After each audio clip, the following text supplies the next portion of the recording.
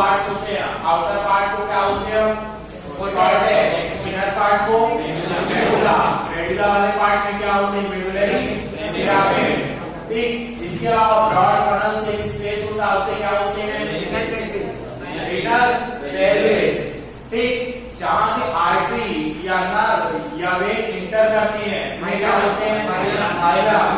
ठीक, इसके अलावा पेयर्ड क्या होती है? यूरेटर्स होते हैं। यूरेटर क्या काम करती है? यूरिन को नेफ्रॉन से कहां लेके जाती है? यूरिनरी ब्लैडर तक। यूरिनरी ब्लैडर में क्या होता है? यूरिन का स्टोरेज होता है।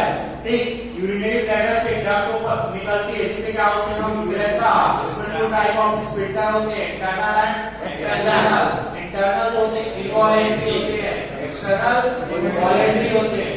लग रहा है रिवीजन किसी ने नहीं किया। नेक्स्ट अब बात करते हैं हम इसकी। इसके बाद हमने देखा था स्ट्रक्चर ऑफ नेफ्रॉन देखा था। नेफ्रॉन के 3 पार्ट्स होते हैं, 3 या 4 पार्ट्स होते हैं। क्या क्या? ग्लोमेरुलस। ग्लोमेरुलस क्या है? ब्लड कैपिलरीज का नेटवर्क है। ठीक, इसमें जो होते हैं जो इंटर करती है एफरेंट आर्टरी बोलते हैं, और जो एग्जिट होती है उसे क्या बोलते हैं? डिफरेंट। एफरेंट का डायमीटर डिफरेंट की तुलना में ज्यादा होता है। इसके बाद हमने देखा Comus capsule double membranous structure है। ठीक, इसके बाद हमने पीसीटी में देखा था कि यहाँ पास क्या है? ब्रेस्ट कॉर्ड है, वाइटल लाइन है।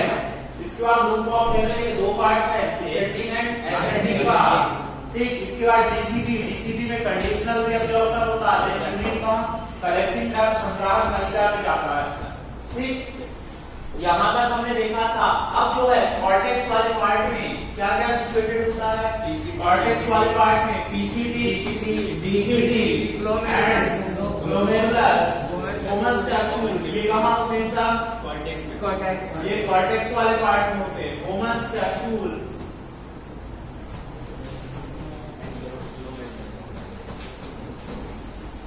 और ग्लोमेरुलस।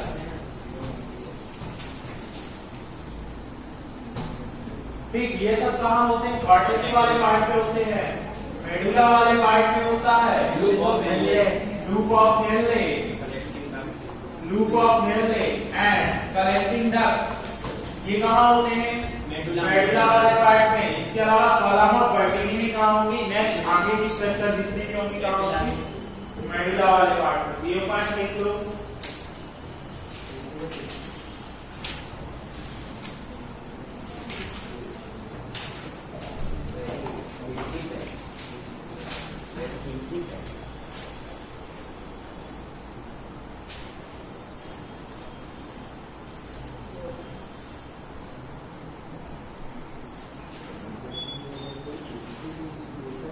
आपका टेस्ट पेपर बन चुका है। पूरे टॉपिक कवर हो रहे हैं, आगे पीछे सब कुछ। वैसे भी ये नहीं बोल सकता कि एनुअल टिश्यू का कोई हर टॉपिक में तो एनुअल टिश्यू आ रहा है, कोई नया तो है भी नहीं एनुअल टिश्यू आपके लिए। सब दिया का एग्जाम रिवाइज भी हो जाएगा।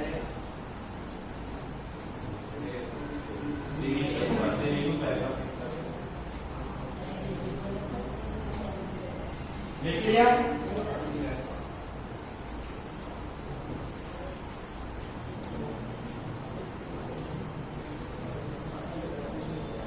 संडे को क्लास नहीं है, बता दिया सर रिवीजन करेंगे। आंसर नहीं होनी चाहिए, नहीं होनी चाहिए सारा हो गया तो सर आप पढ़ा दो कि हमको सब समझना छुट्टी कर दूंगा तो चला उसका बात करते हैं। नहीं सर, 2 दिन संडे को कर दो सर, बाकी हम मैनेज कर ही सकते हैं।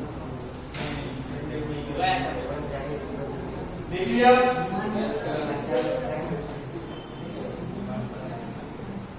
नेक्स्ट अब टाइप ऑफ नेफ्रॉन की बात करें तो कितने टाइप के नेफ्रॉन होते हैं? 2 टाइप के, कार्डिकल नेफ्रॉन एंड जस्टामेडुलरी नेफ्रॉन। कार्डिकल नेफ्रॉन जो होते हैं ये कितने परसेंट होते हैं? 85% के आसपास होते हैं, और नेफ्रॉन जस्टामेडुलरी नेफ्रॉन 10 to 15% के आसपास होते हैं।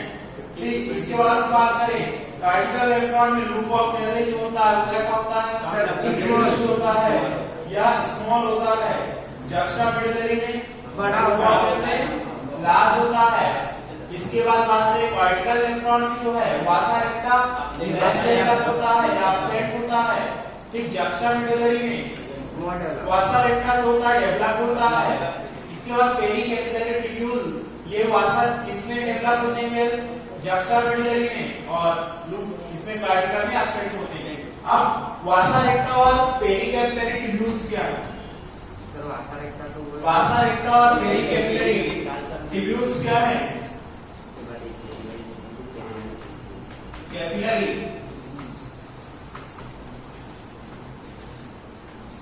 ट्यूब्यूल, दोनों का फॉर्मेशन डिफरेंट आर्टेरियोल करता है। डिफरेंट आर्टेरियोल आगे चलकर क्या बनाता है? यदि लूप ऑफ इनले के अराउंड नेटवर्क लाइक स्ट्रक्चर बनाएगा, उसे क्या बोलेंगे हम? Peri capillary tubule. और यही यदि लूप ऑफ इनले के क्या चलेगा? परपेंडिकुलर, सर पैरेलल क्या पैरेलल, सॉरी पैरेलल, उसे क्या बोलेंगे हम? वासा रेक्टा। ठीक, ये क्या है? वासा रेक्टा। लूप ऑफ इनले में जो ब्लड का फ्लो होता है वो कैसा होता है? ब्लड बोल रहा हूं, यूरिन का फ्लो, जो प्लाज्मा है फिल्टर्ड हुआ, फिल्टर्ड सब्सटेंस का फ्लो ऐसा होता है। लेकिन अब इफ्रेट वासा रेक्टा में कैसा होता है? अपोजिट डायरेक्शन में जस्ट होता है। इसीलिए इन दोनों के बीच में क्या चलती? Counter current magnetism. Counter current का मतलब अपोजिट डायरेक्शन में जब फ्लो करे कोई फ्लूइड तो उसे क्या बोलते हैं हम? Counter current magnetism. क्या होता है? वासा रेक्टा में जो होता है ब्लड क्या करता है? अपोजिट डायरेक्शन में फ्लो करता है। लेकिन लूप ऑफ इनले में कैसा फ्लो करता है? ऐसे ये सेम डायरेक्शन में, मींस दोनों का डायरेक्शन अपोजिट होता है।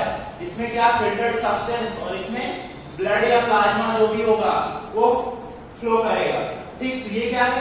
वासा रेक्टा है जो पैरेलल में रहेगा। और यदि कैपिलरी लाइक स्ट्रक्चर बनाएगा इसे क्या बोलेंगे?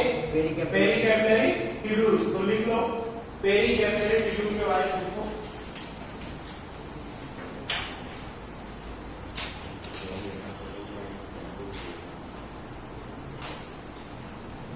या पेरी ट्यूबुलर कैपिलरीज ये बोल सकते हैं।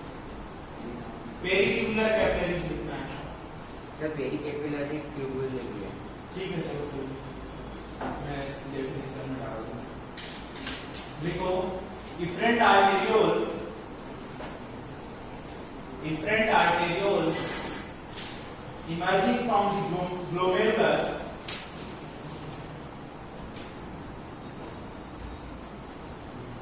emerging from the glomerulus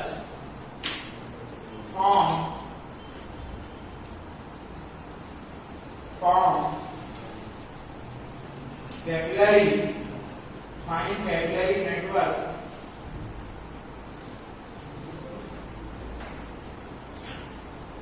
fine capillary network around the renal tubule called peritubular capillaries. Peritubular capillaries around the renal tubule form peritubular capillaries. Hindi में लिखो अपवादी धमनिका इफ्रेट अपवादी धमनिका वृक्कीय नलिका के चारों ओर केशिकाओं का जाल बनाती है जिसे परिनलिकीय केशिकाएं कहते हैं। परिनलिकीय केशिकाएं कहते हैं।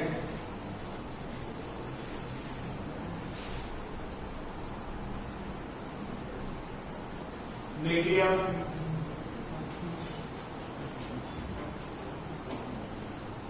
नेक्स्ट लिखो a minute of vessel. This network, a minute of vessels, a minute of vessel of this network run parallel parallel to loop of Henle.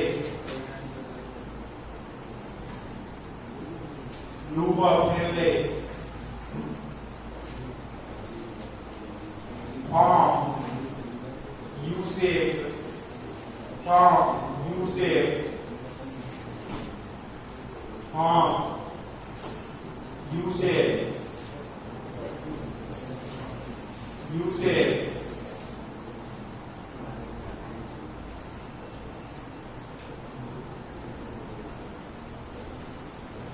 U-shape, Vasa recta, Vasa recta,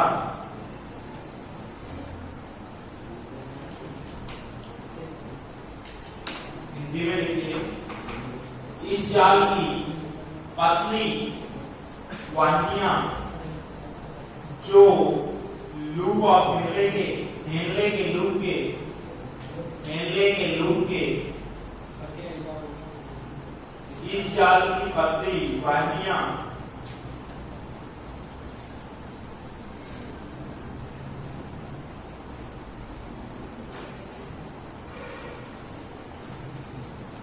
जो हेनले के loop के समांतर you आकार का जाल बनाती हैं,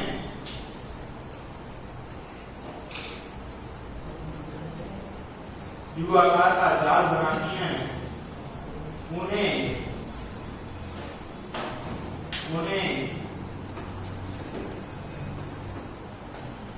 उन्हें वासा रेक्टा कहते हैं, वासा रेक्टा कहते हैं।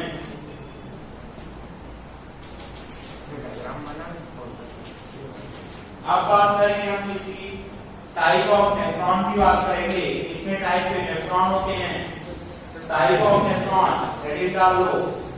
टाइप ऑफ नेफ्रॉन कितने टाइप के होते हैं? 2 टाइप। कौन से?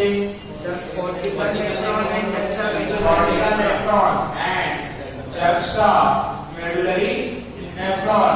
cortical nephron कहाँ सिचुएटेड होंगे? cortical nephron कहाँ सिचुएटेड होंगे?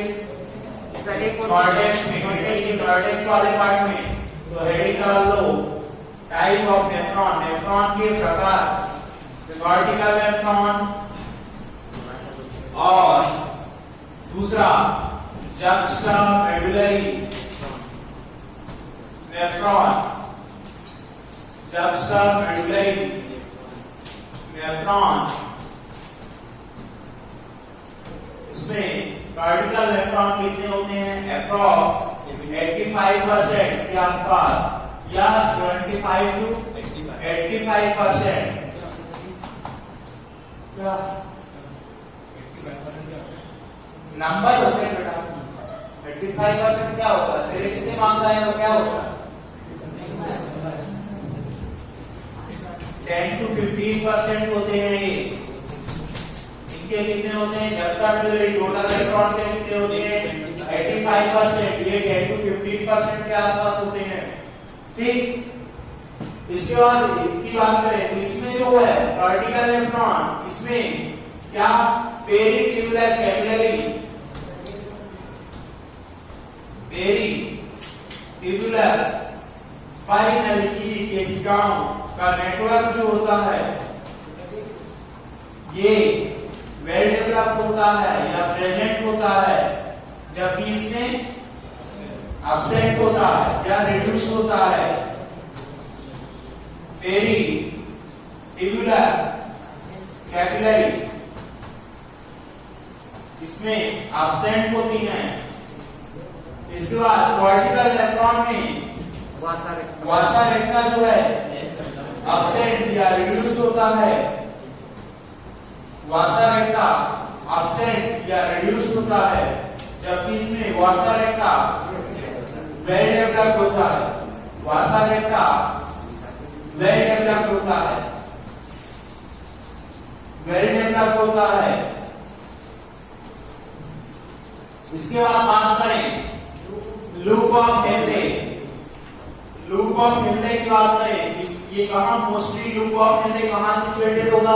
कॉर्टिकल नेफ्रॉन में, कॉर्टेक्स में स्मॉल पार्ट जो होता है कहाँ हो सकता है? मेडुला। मोस्टली कहाँ सिचुएटेड होगा? मोस्टली ये कहाँ सिचुएटेड होता है लूप ऑफ मिलते? कॉर्टेक्स में। लेकिन इसमें बात करें कहाँ होता है टोटल, ये होगा कहाँ? मेडुला,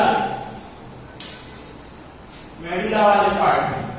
इसके बाद बात करें, ठीक है इतने पॉइंट का, एक पॉइंट और एक बात करें मैल्पीजियन बॉडी की। तो मैल्पीजियन बॉडी कॉर्टिकल नेफ्रॉन में जस्ट पीढ़ी के बिलो पीढ़ी के सरफेस पर होगी, लेकिन जक्स्टामेडुलरी में मैल्पीजियन बॉडी जो होती है कॉर्टेक्स और मेडुला के जंक्शन पर होती है।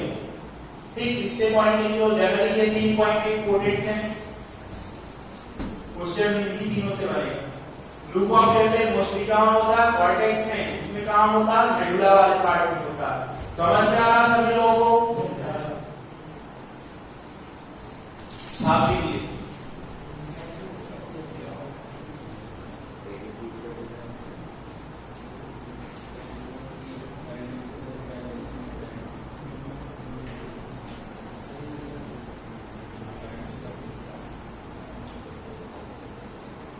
जैसे जहां पर सबसेट लिखा है ना वहां पर रिड्यूस्ड भी लिख सकते हो। क्या हो, कई बार टैबलेट हो सकता है लेकिन रिड्यूस्ड हो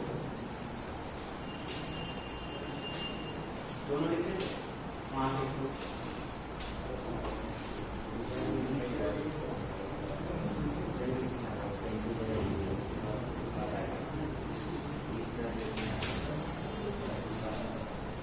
सर भाषा रेखा तो ऑप्शन भी होगी ना कॉर्टिकल में, तो ये रिड्यूस कर लेके आपसे भी हो सकती है, रिड्यूस भी हो सकती है।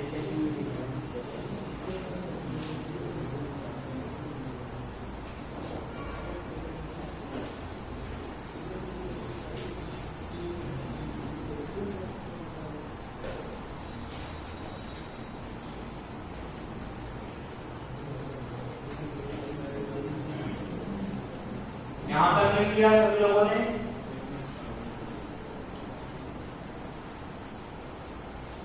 पीछे वालों लिखा है नहीं?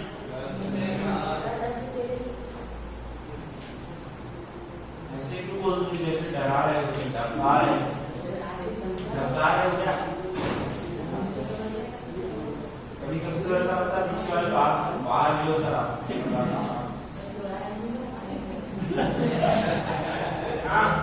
कौन से चला है?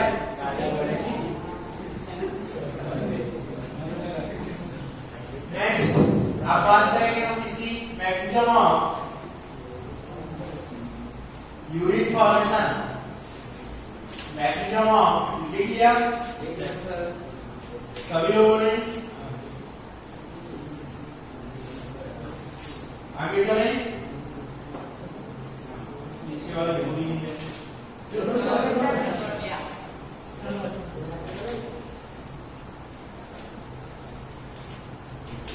अब बात करेंगे मैकेनिज्म ऑफ यूरिन फॉर्मेशन की।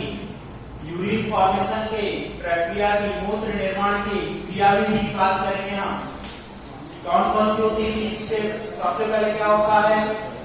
Ultra filtration. अल्ट्रा फिल्ट्रेशन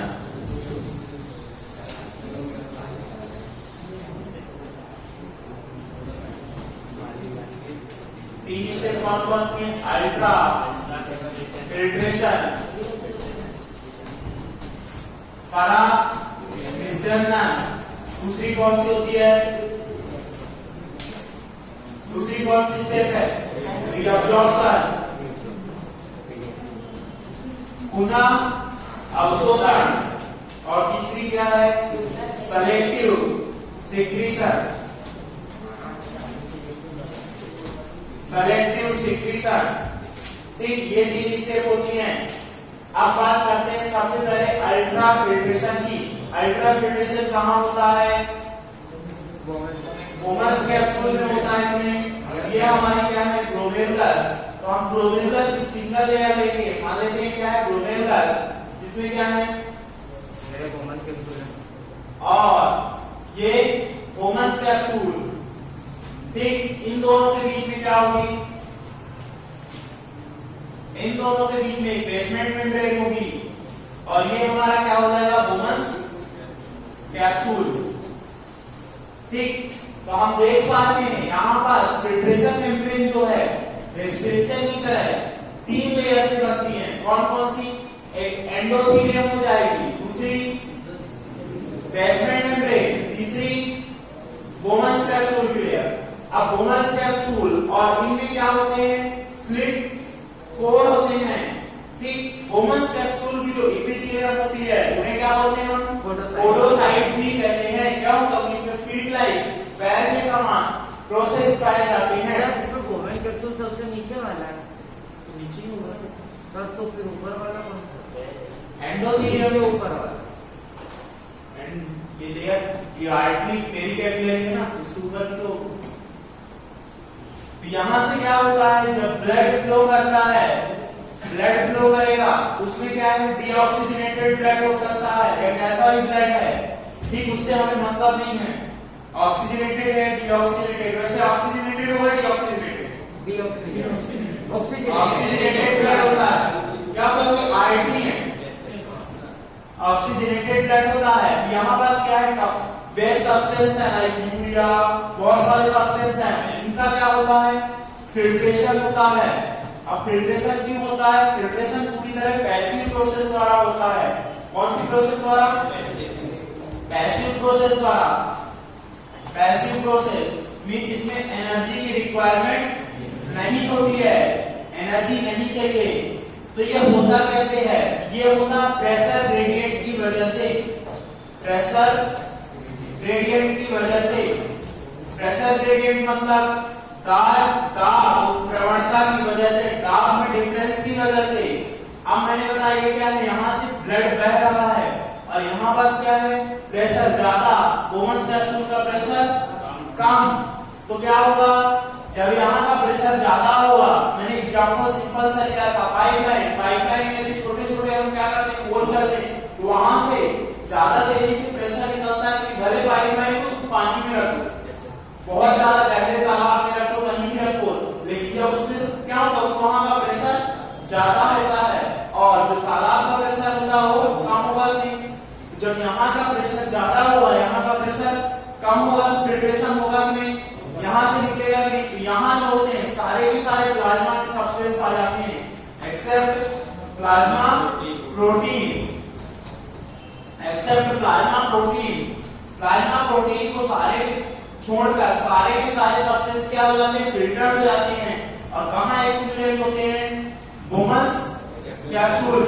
यहाँ पास क्या हुए, फिल्टर हो गए, इसे क्या बोलेंगे, फिल्टर सब्सटेंस। ना कि यहाँ पास यूरिन बना, यहाँ पास जो होता लार्ज अमाउंट में क्या होता है, ग्लूकोज होता है।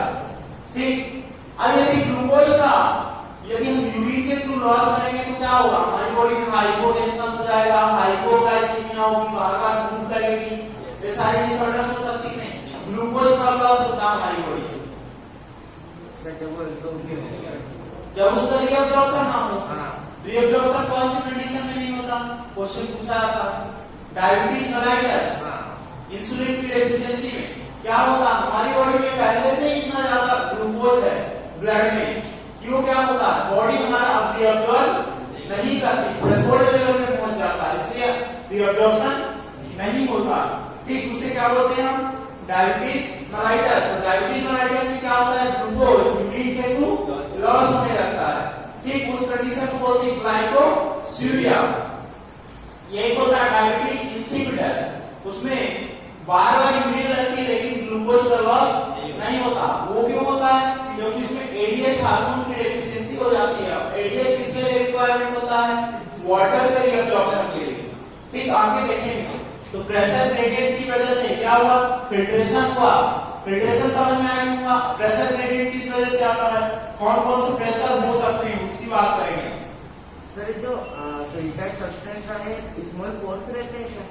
अब देखो कौन कौन से प्रेशर हो सकते हैं उनकी बात करेंगे हम।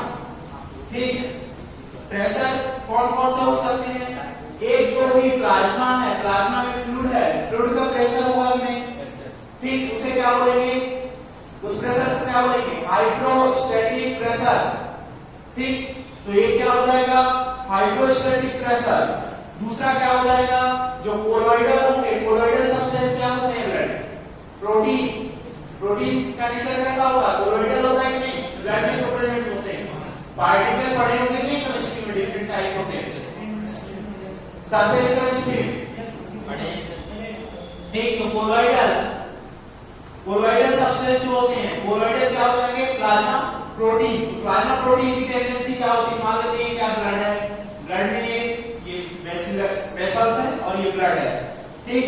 यहाँ क्या है, फ्लूइड प्रेजेंट है, एक क्या प्रेशर लगाएगा बाहर की तरफ, पानी जो होगा इसमें फ्लूइड होगा वो क्या करेगा, बाहर जाने की टेंडेंसी रखेगा नहीं, लेकिन ये क्या है, प्रोटीन है, प्रोटीन है, तो ये क्या करेंगे, अब्सॉर्ब करने की कोशिश करेंगे, एब्सॉर्ब करेंगे कि नहीं, तो क्या करेंगे, ऑस्मोसिस करेंगे कि नहीं, तो इनका नेचर कैसा है, कोलोइडल, इसलिए प्रेशर को क्या होगा, ब्लड कोलोइडल ऑस्मोटिक प्रेशर, तो ये क्या हेल्प करेगा फिल्ट्रेशन में, नहीं करेगा, ये क्या कर रहा, अपनी तरफ खींच रहा है कि नहीं, फ्लूइड को अपनी तरफ खींच रहा, तो ये क्या कर रहा, अपोज कर रहा फिल्ट्रेशन का, अपोज कर रहा है कि नहीं।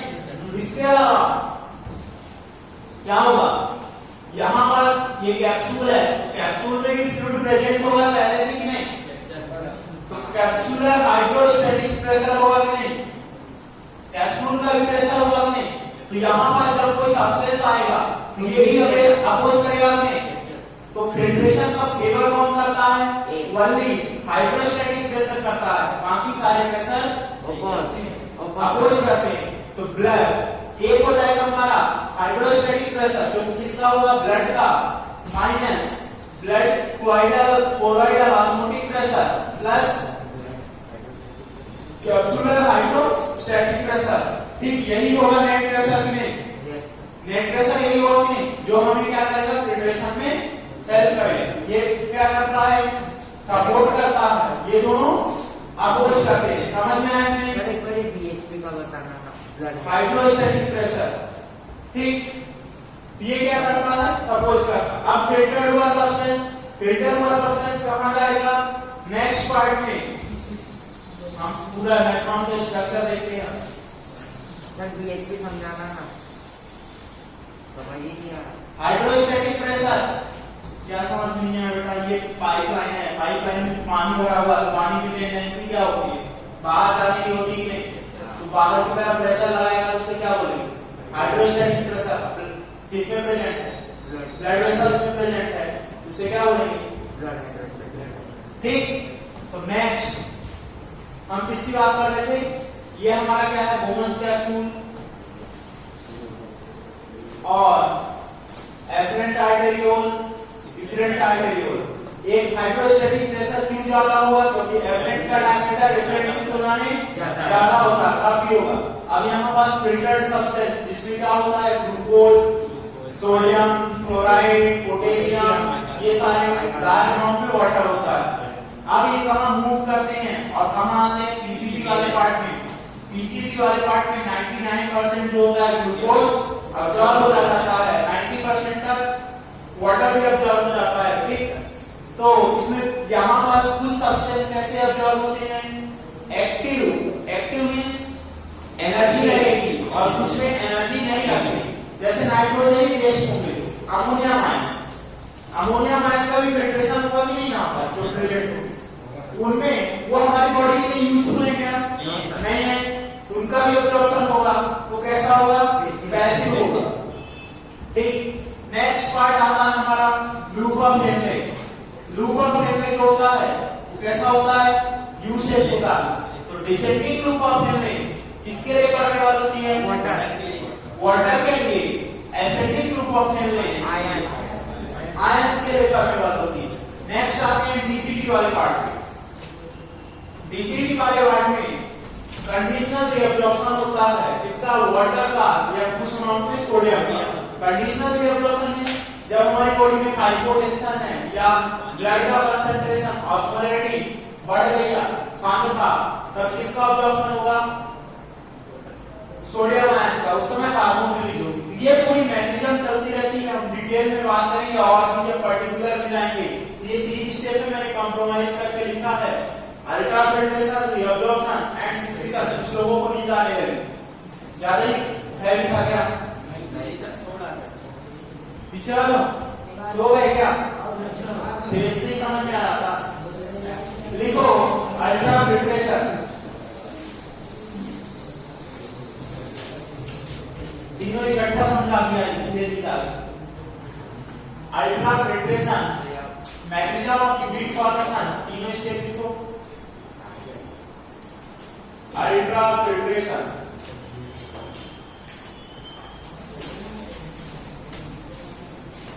दूसरा स्टेप लिख लो, नाम लिख दो पहले। Ultra filtration परानिस्यंदन,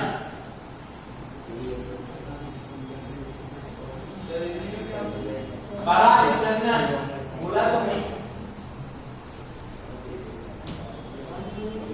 परानिस्यंदन।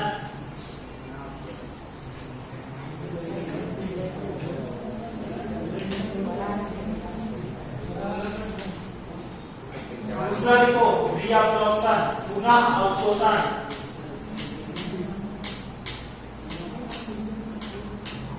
लास्ट का सर सिलेक्टिव सिक्रीशन है ना, सिक्रीशन, स्त्रावण।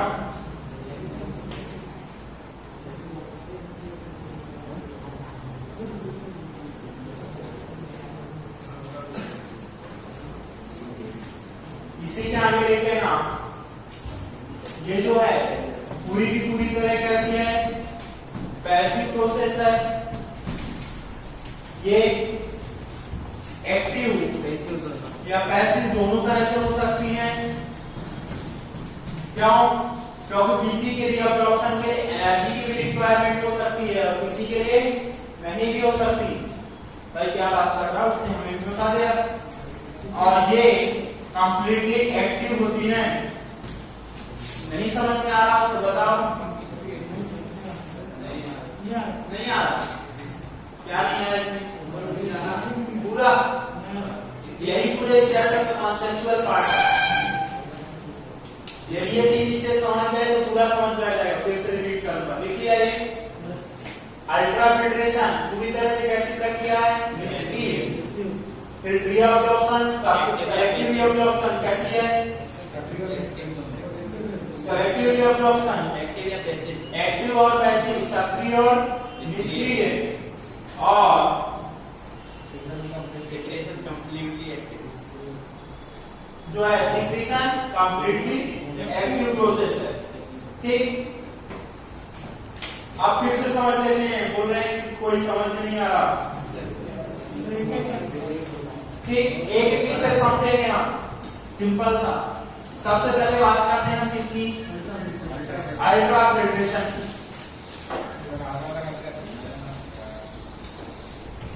अल्ट्रा फिल्ट्रेशन की बात करें तो फिल्ट्रेशन जहां से होगा वो कोई मेम्ब्रेन तो होगी कि नहीं, उसे क्या बोलेगा?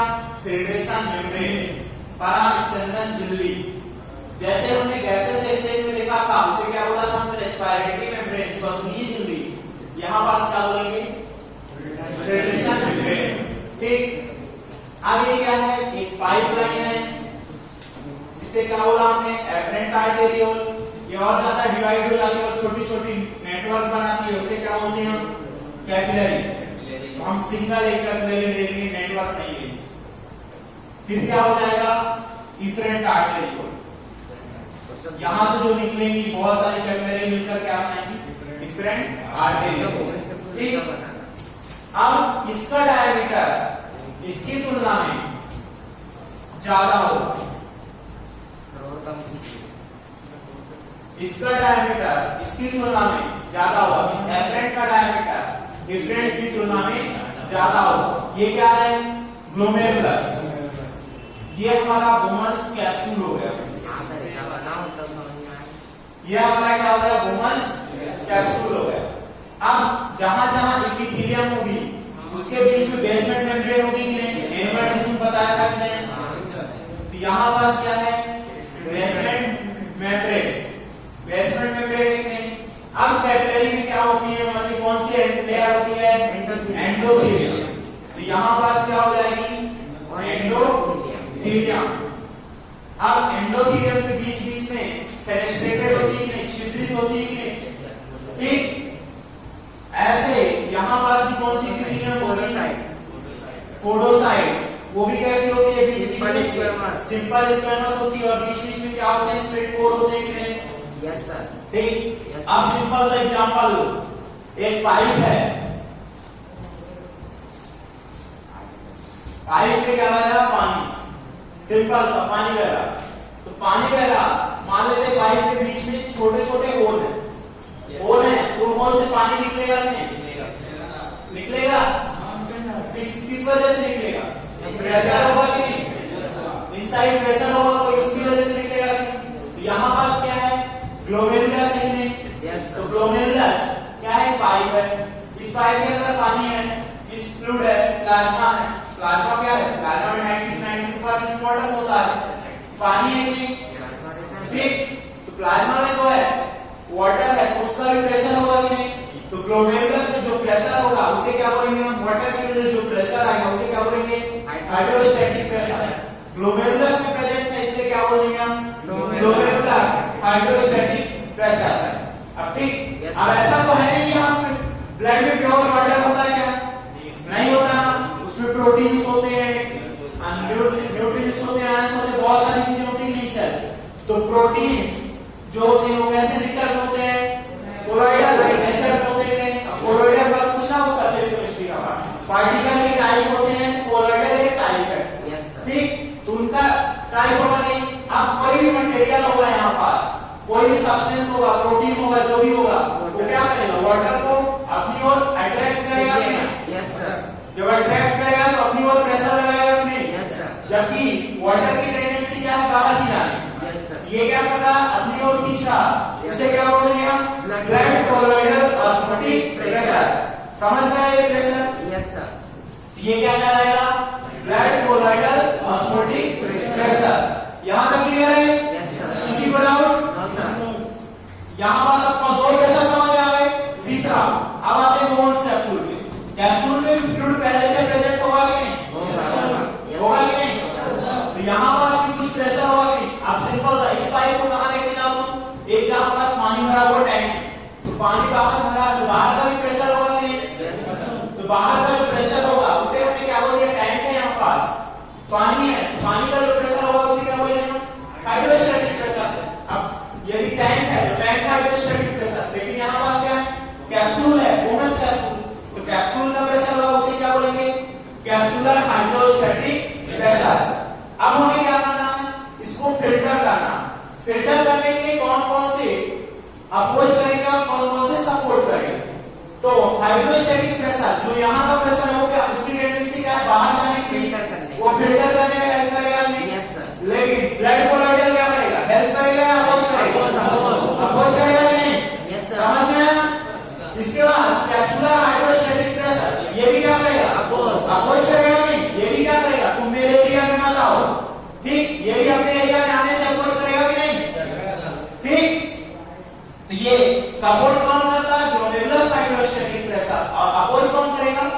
Capsular and colloidal osmotic pressure. अब देखो इन तीनों मेम्ब्रेन से फिल्ट्रेशन हो रहा है नहीं? और जो फिल्ट्रेशन हो रहा वो यहाँ पास ही आके एक्यूमुलेट होगा कि नहीं? Bonus capsule. Yes sir. उसे क्या बोलेंगे हम?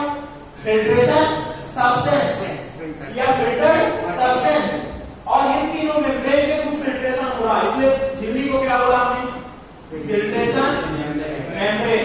अब समझ में आया क्या? आया या नहीं? अभी किसी को डाउट है? बोलो एक बार हम रिपीट कर दूं। किसी को आया?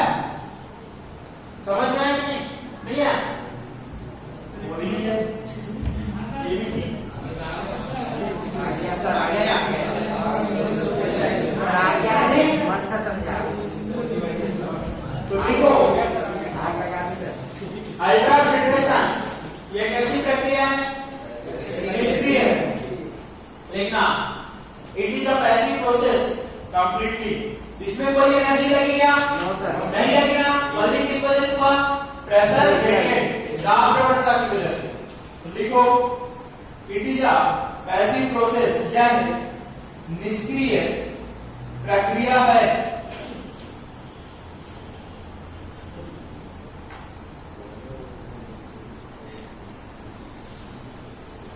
अब ये जो फिल्ट्रेशन है ये कहां पास हो रही है? किस प्लेस में? किडनी में हो रही है, लेकिन कहाँ हो रहा है? बोमन्स कैप्सूल ऑप्शन दे रहा हूँ, चलो सर क्या बोलेगा? ग्लोमेरुलस, बोमन्स कैप्सूल, तीसरा मेलविजियन बॉडी, चौथा रीनल मेलविजियन बॉडी। मेलविजियन बॉडी। इसका आंसर क्या होगा? फर्स्ट वाले बोमन्स, बोमन्स थर्ड आंसर सही है। क्यों? क्योंकि दोनों में एक जगह थोड़ी हो रहा है, तीन चीजें हो रहा है कि नहीं? ठीक, मेलविजियन बॉडी आंसर सही है। The process occurs, लिखो next point, the process occurs in the Malpighian,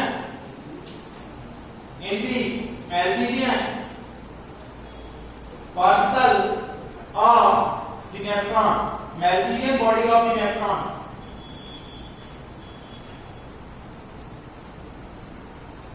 यह प्रक्रिया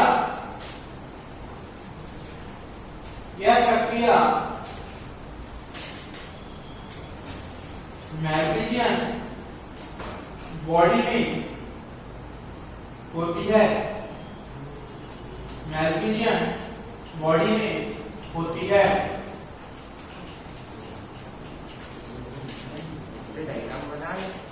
नेक्स्ट पॉइंट देखो, ग्लोमेरुलस या लिखो फिल्ट्रेशन मेम्ब्रेन, डायग्राम मत इरेज करो।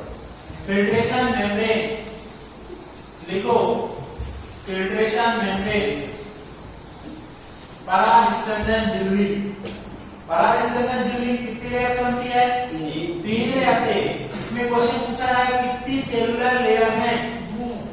कितनी है? 2 सेलुलर लेयर है। असेलुलर लेयर बेसमेंट मेम्ब्रेन 1। कितनी लेयर से बना है? 3। समझ में आ रहा सभी को? Yes sir.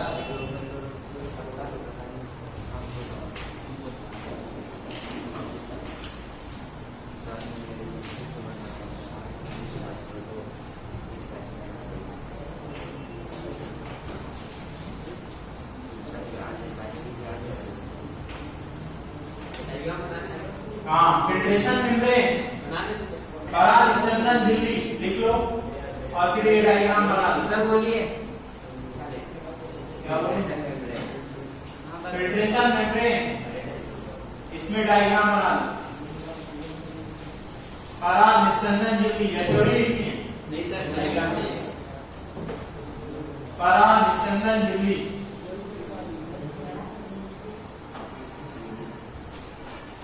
ये तीनों लेयर मिलकर क्या बनाएंगी? Filtration membrane.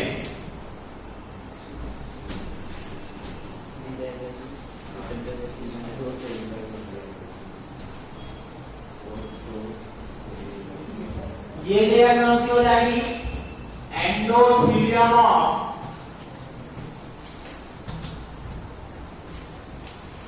Blood vessel. बीच वाली कौन सी हो जाएगी? Basement membrane.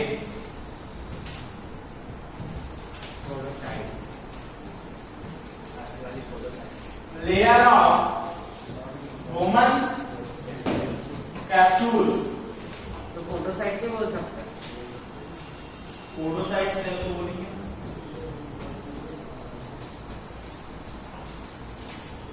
यहां पास क्या होते हैं? बीच में स्लिट, स्लिट हो गया।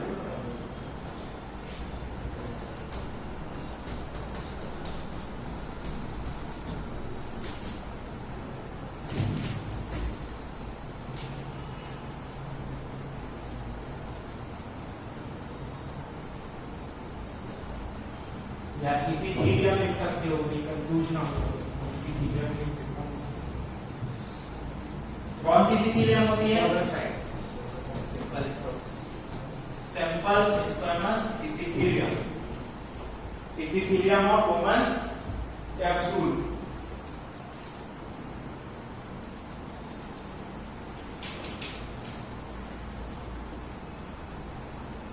समझ में आया क्या?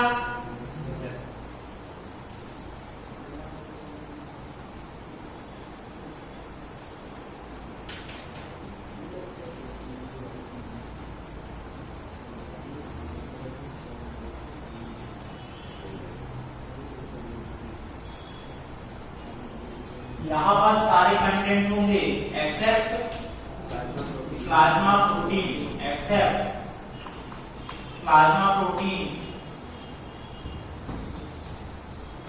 तो प्लाज्मा प्रोटीन इतना बड़ा रहता है क्या कि वो आने वाला? Except plasma protein all content of plasma plasma बस सेल्स में आती है ऑल कंटेंट ऑफ प्लाज्मा।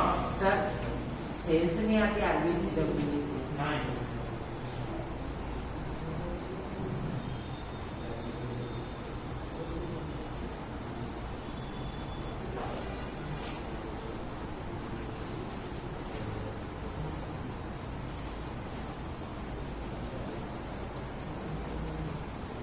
ठीक, यहां से फिल्टर्ड होगा, फिल्टर्ड सब्सटेंस में जो कंटेंट होगा वो सारे के सारे कंटेंट होंगे एक्सेप्ट प्लाज्मा प्रोटीन को छोड़कर सारे के सारे प्लाज्मा के कंटेंट होंगे।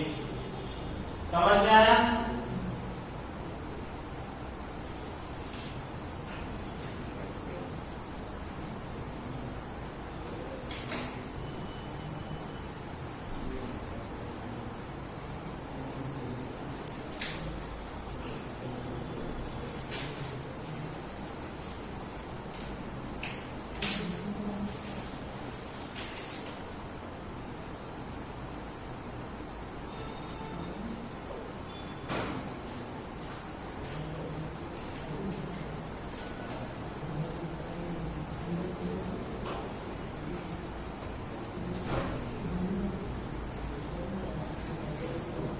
लिख लिया?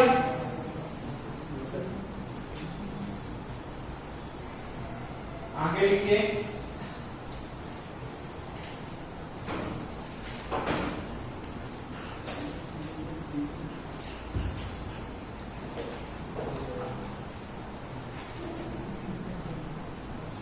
Amount of filtrate blood vessel glomerular blood vessel endothelium of glomerular blood vessel. Glomerulus क्या है? ब्लड वेसल ही तो है, कैपिलरी है।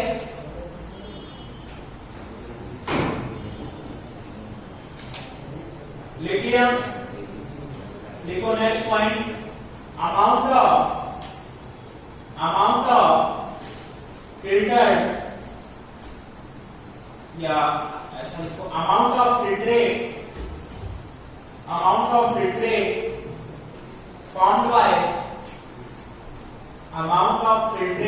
formed by the kidney per minute is called kidney per minute called glomerular filtration rate GFR। सारे nephron क्या करेंगे? Filtration करेंगे, तो फिल्ट्रेशन की जो रेट होगी उसे क्या बोलेंगे हम? GFR। मींस 1 मिनट में कितना किडनी फिल्टर करती है उसे क्या बोलेंगे हम? GFR। GFR की वैल्यू कितनी होती है? 125 ml पर मिनट। तो GFR नॉर्मल में कितना होगा? 125 ml पर मिनट। हिंदी में लिखना GFR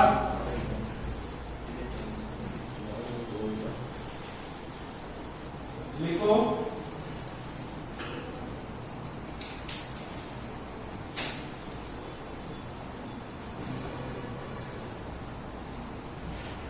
दोनों वर्ग के सभी नेफ्रॉन द्वारा, अब इसमें किडनी एक किडनी होगी या बहुत किडनी होगी? बहुत किडनी। तो बस लिख लेना बहुत किडनी। दोनों वर्ग के सभी नेफ्रॉनों द्वारा 1 मिनट में 1 मिनट में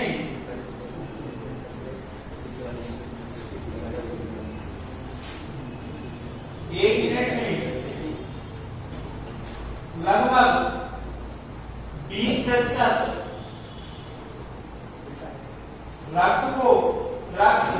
प्लाज्मा को 20% रक्त प्लाज्मा को छाना जाता है,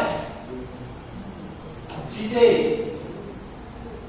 जीएफआर कहते हैं।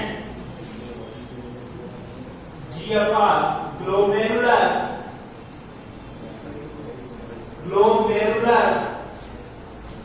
छानित्र दर फिल्ट्रेशन रेट कहते हैं। जीएफआर कितना होता है? नॉर्मल 125 ml पर मिनट। इंग्लिश में एक पॉइंट और लिख लेना, about 20% of plasma fluid,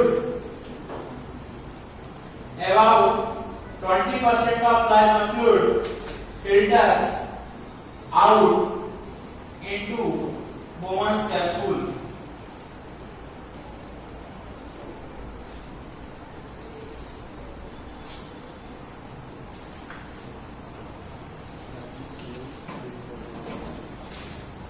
Next point देखना, the plasma fluid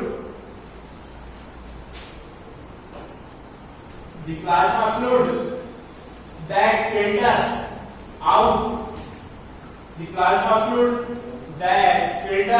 out from glomerular capillaries is called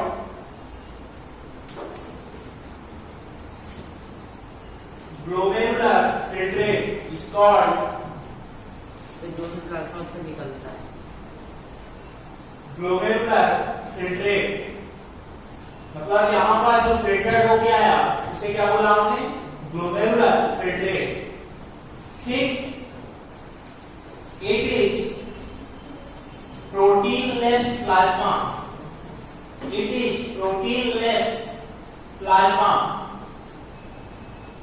इसमें सारे के सारे कंटेंट है कि प्रोटीन को छोड़कर। It is proteinless plasma. Hindi में लिखिए,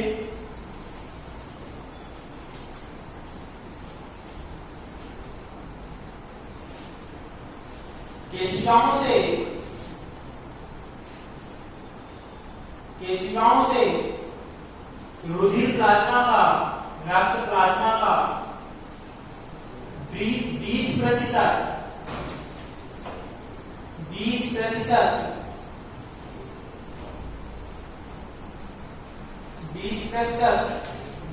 तरल अंश छानकर बोमन संपुट में चला जाता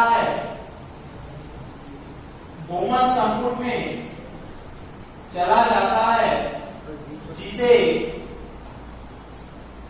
ग्लोमेरुलर निस्यंद कहते हैं। सर दोनों कंबाइंड पॉइंट है, 20% वाला और ये वाला। ग्लोमेरुलर निस्यंद कहते हैं। लिख लिया?